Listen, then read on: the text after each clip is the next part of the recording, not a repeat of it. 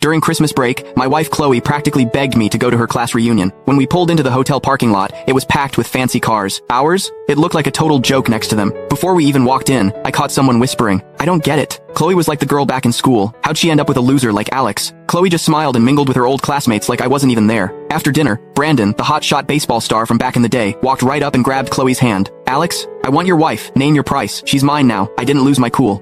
I just laughed. "You two might want to think twice. Divorcing me is gonna cost you way more than you think." Honestly, I wouldn't have come to this stupid reunion if Chloe hadn't kept bugging me about it. We'd been together for years, so I figured I'd take a day off and show up. But I never expected someone to hit on my wife right in front of me at dinner. What really got me? Chloe was totally into it. "Long time no see. Your negotiating skills have gotten better," Brandon said, leaning back and twirling his car keys. "Consider the money a thank you for babysitting Chloe all these years. You think you can threaten me with jail? Do you even know who I am?" Before I could say anything, Chloe snuggled up to Brandon. She was wearing this bright red dress, makeup perfect, but now she was draped all over another guy, acting all helpless. "Alex, just take the money. It's better for everyone." I smirked watching them cuddle up. "So you two planned this whole thing, huh?" Chloe had been calling me non-stop lately, pushing me to come to this reunion. Now it made sense. She teamed up with the school's golden boy to pressure me into a divorce in front of everyone. No wonder she'd been so distant since we got married. She had someone else on her mind the whole time. The second I said that, Chloe's face changed. "What are you talking about? Brandon and I are in love. If he hadn't been forced to study abroad, we would have been together years ago." I was floored. Everyone knew Brandon dumped her back then. Now suddenly, it's some tragic love story? I didn't know how they reconnected, but right now, Chloe was still legally my wife. I was pissed. No way, I was just gonna swallow this. "Chloe, do you have any idea what kind of mess you're getting into? Breaking your vows and forcing a divorce?" I looked her straight in the eyes, but she couldn't look back. Brandon pulled her closer, playing the hero. "Cut the crap.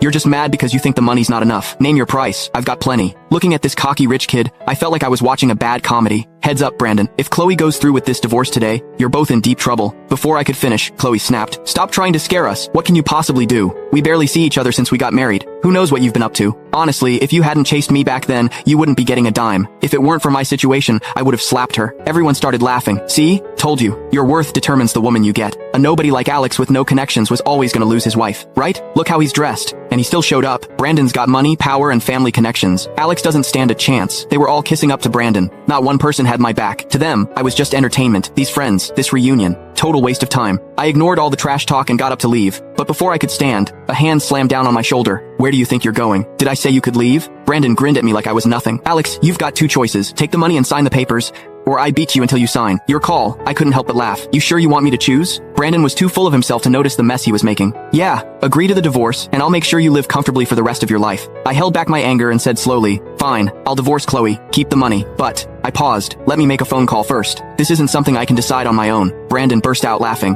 "You think you're that important? I'm being nice by giving you a choice. This isn't a negotiation. Call whoever you want. You're getting divorced today."